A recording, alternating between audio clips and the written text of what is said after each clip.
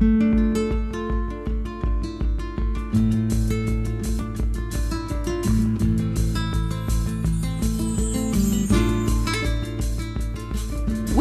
to Wine and Dine Radio. I'm Lynn Creelo-Chamberlain. Hi there, this is Andreas Larsson. Hi, this is John Capon. My name is Mathur Jaffrey. Hi, my name is Heike Platter. I'm from the Alto Adige region, or Südtirol. Hi, my name is Paul Dolan. I am absolutely passionate about growing organic and biodynamic fruit for our wines. Hello, my name is Lorena Garcia. Hello, my name is Fritz Maytag. This is Joyce Locke. I'm the author of Foodie Fight. Hi, this is Lydia Mandave, founder of 29 Cosmetics. Cheers, this is Rob Barnett, CEO and founder of ThinVillage.com, where wine lovers connect. Today we get to meet somebody that I've really been curious to have a conversation with for quite some time, and it just worked out that I actually took the time to ask if he would join us today on Wine and Dine. His name is Gregoire Poirier, and he is a credentialed sommelier by the Court of Master Sommeliers since 1975. He has a Master's of Business Administration from l'École de Management in Bordeaux, which is really quite cool. And but the reason that I asked him today started out being the American Grand Cru Society, however you want to pronounce it. He is the founder of the American Grand Cru Society. Come to find out, in addition to that, he also has, I want to say wine travel guides, but if I'm misstating, he will correct me. We'll talk about that as well. And he's joining us today. I believe it's from Washington, D.C. Is that right, Greg? You're in D.C.? That's right, but don't please hold that against me. Listen, I one of my absolute favorite magazines of all is French Magazine, and they do all the production and publishing from Washington D.C. area. It's really quite a lovely city, and it's got a great demographic of very interesting people. As long as you're not in the political trenches, it's quite a lot of fun. Do you live in D.C. or do you live in, like, Alexandria? No, actually, I'm living in D.C. now for the last couple of years. I grew up around the Northern Virginia area, but left for a couple of decades in my career pursuits and then returned back here just a couple of years ago. Wow. That would be cool to live in Washington, D.C. I would imagine that would be a really cool place to live. I agree with you on that. I visited. It's been a long time since I visited D.C. area. But now let me ask you, what do you do as your day job? What do you do full time, or is wine business what you're doing full time? You know, that's a very fair question, and I have to therefore admit that I don't have the pleasure of doing nothing but wine interests. I work for a global technology company, and I'm a hotelier by profession, which really gave me the opportunity to get a lot into wine, and designing wine lists and being a buyer, and that's where I kind of got my passion stroked, if you will. Okay. But I consider everybody that knows me in my global technology job, most of my circles still run around those that are passionate about wine within that sector. So in global technology, are you really, really comfortable doing internet and website and that sort of thing? You know, you would think so, but today there's niche needs for beyond that technical. I work with some brilliant engineers. I am not one. Oh, okay. I still need user support from time to time. Okay. Well, you're forgiven. Wow. Okay, so let's talk about the American Grand Cru Society, and why was that such a passion for you that you... I mean, there's a lot going on your website. You have a lot of support, people who are in the same boat. So you saw a need and decided to go forward with this.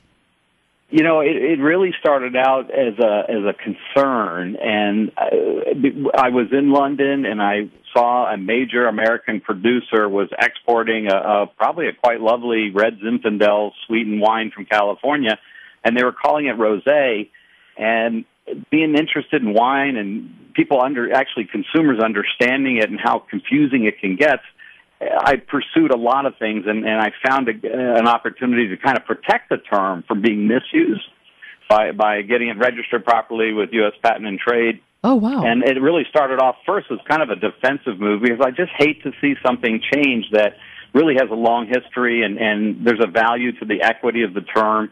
And so I didn't want to see it misused. Okay. But then, as I pursued my wine MBA and others, more and more data was appearing in front of me, and I was spending more time, and I found that, there really is a need to do something that I think is more effective in helping consumers get a barometer of where wines come from. And there is a place, and those places are important, and they do have influences on characteristics of the wine.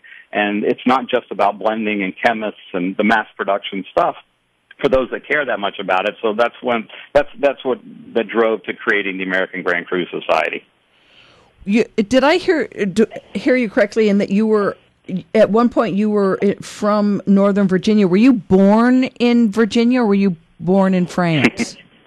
No, actually, I was born in Woonsocket, Rhode Island, and moved to Virginia when I was 1, moved to Brussels when I was 5, moved to Paris when I was 9, moved back to the States when I was 12. But my parents both grew up and were born in the U.S., and my ancestry goes both Irish and French.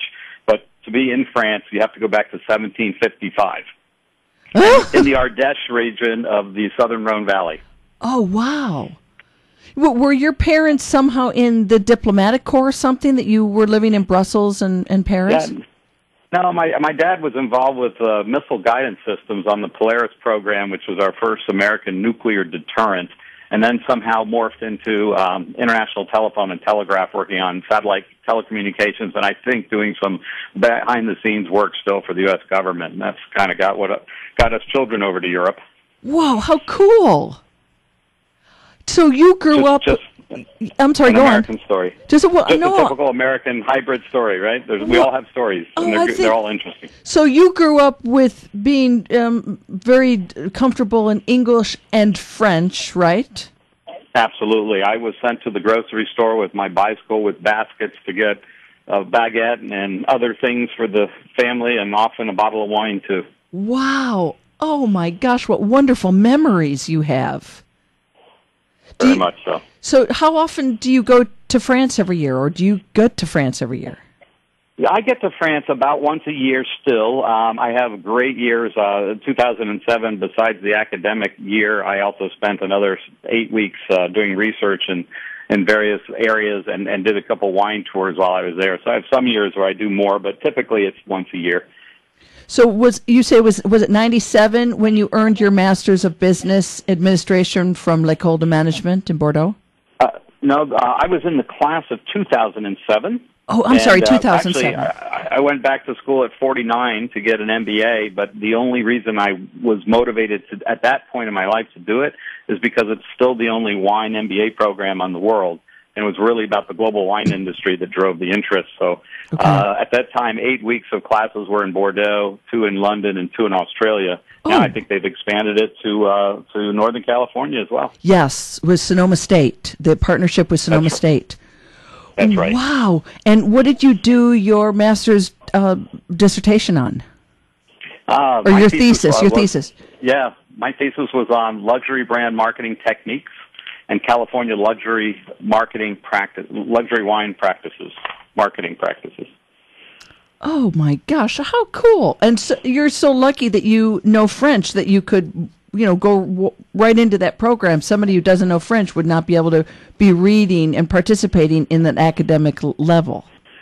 Oh, you're absolutely giving me credit that I can't accept, because I'm not that fluent to do that kind of technical reading. Okay. But the course is actually done in English, and our class and I think half the classes for the program typically come from the U.S.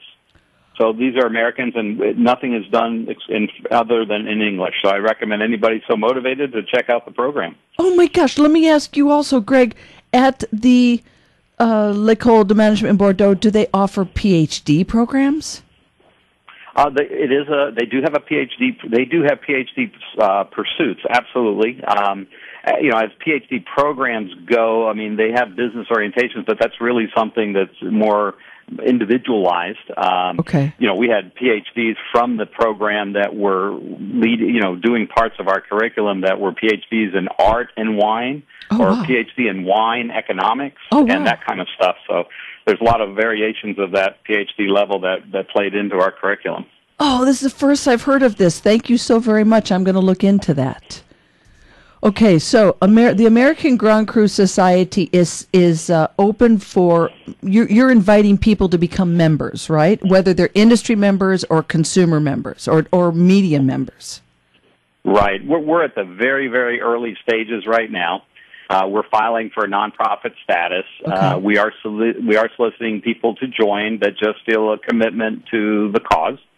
And really it's about kind of building up the type of program and the outreach, which I was very grateful for your call and interest to talk a little bit about it, so that we can build the program. This is not a quick thing. This is something that will evolve and mature over time. But it's like one of those things that people have thought up and brought up and either shelved, but no one's ever just put stake in the ground. So let's just start doing it. It might take 10 years for it to start getting important, and it might take somebody else's lifetime after ours to watch this flourish, but there's a need. It's not met.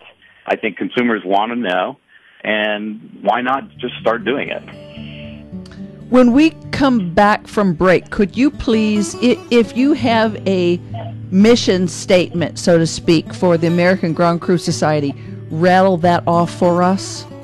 Not right now because we're going to break, but when we come back. Okay, so we're going to go to a short break here. When we come back, we're going to continue our conversation with Gregoire Poirier, and we're calling him Greg. That's what he goes by here, and you could tell he doesn't even sound like he has a French accent, but I love his name. He is the founder of the American Grand Cru Society, and I thank you for listening to Wine and Dine. We'll be right back.